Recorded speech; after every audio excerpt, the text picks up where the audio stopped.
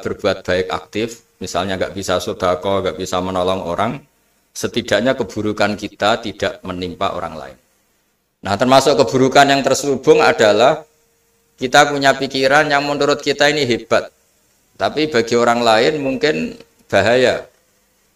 Misalnya kita punya pikiran ingin jadi orang kaya raya yang dermawan.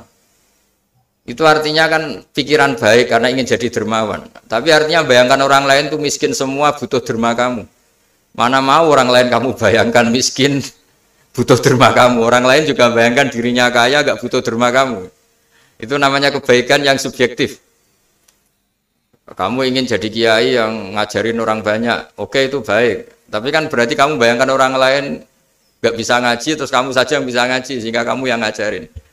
Ya sudahlah, kebaikan itu udah usah muluk-muluk seperti itu. Jadi apa yang ditakdirkan kita jadi bupati ya jadi yang baik, menolong pekerja-pekerja yang baik. Saya kemarin diceritain banyak oleh Mas Anas, aktivitas Pemda Banyuwangi yang menolong banyak orang, juga masyarakat juga saling menolong, dan seterusnya dan terusnya. Jadi ini jelas maksud saya supaya bupati dan semuanya pemimpin melakukan kebaikan itu berdasar panduan dari Rasulullah SAW, di mana di antara aturan yang dianjurkan beliau adalah aktivitas kita sebagai manusia adalah tu'inu soni'an au tasna'uli akhra. Ya, saya ulang lagi.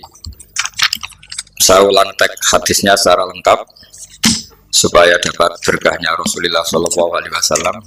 Ada beberapa pertanyaan dari sahabat, ya Rasulullah, jika saya tidak bisa berbuat baik yang berbiaya atau tidak bisa berbuat baik yang aktif, apa yang saya harus lakukan? Nabi ngendikan tu'inu shani'an aw tasna'u li asra. Kamu membantu orang yang bekerja atau kreatif, orang-orang yang kreatif atau pekerja apa saja kamu bantu, dan bantu orang yang tidak punya pekerjaan. Terus ditanya lagi, qultu ya Rasulullah ara'aita in dha'iftu an ba'dil amal. Bagaimana kalau itu pun saya tidak bisa ya Rasulullah? Terus Nabi ngendikan tafufu syarraka anin nas fa innaha shadaqatun minka ala nafsik.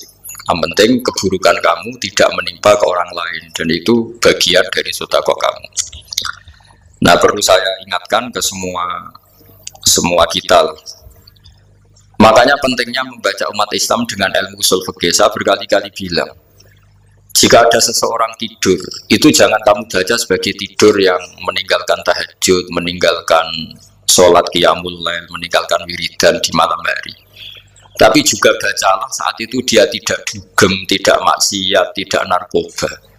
Sehingga barokahnya ilmu itu ada respek pada umat Islam yang tidur. Karena tidur itu juga ada fungsi meninggalkan sekian maksiat, sekian kriminalitas. Tapi kalau kita kulino tidak baca dengan ilmu, maka melihat orang tidur itu ya kayak meninggalkan tahajud, meninggalkan wiridan, meninggalkan qiyamul lail, sehingga bawaannya kita ini akan kurang respect. Tapi kalau kita membacanya dengan ilmu, orang yang tidur di malam hari, maksudnya ya sudah sholat isya, itu ada sekian potensi maksiat yang dia tinggalkan. Dia tidak ngerasani orang, tidak adu-adu orang di medsos, dia tidak dugem, tidak meninggalkan. Pokoknya ada sekian kebaikan dalam saat tidur itu.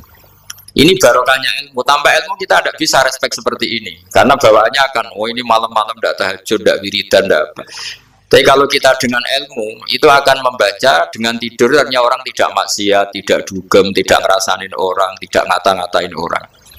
Nah di sini sadaqallahul azim ketika ngendikan wa min ayatihi manamukum billaili wan nahar. Termasuk ayat Allah itu orang tidur. Maksudnya tidur yang dengan dimaknai positif tadi, bisa istirahat, bisa meninggalkan maksiat, bisa apa-apa. Nah ini di sini hebatnya Rasulullah SAW ketika beliau memandu kebaikan. Di antara kebaikan itu apa? Takufu syarroka anin nas fa innaha shadaqatun minka ala nafsik.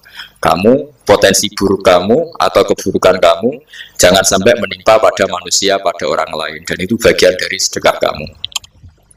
Ya, saya mohon maaf sama Bu Bupati, sama semua Pemda, sama Wakil Bupati, karena saya tidak bisa lama-lama. Saya punya wadifah. Tadi ini pun sudah ngurting ngaji saya, karena saya harus ikut ngaji di sini. Dan mari sama-sama berdoa. Al-Fatihah. A'udzubillahi minasyaitonir rajim. Bismillahirrahmanirrahim. Alhamdulillahirabbil alamin.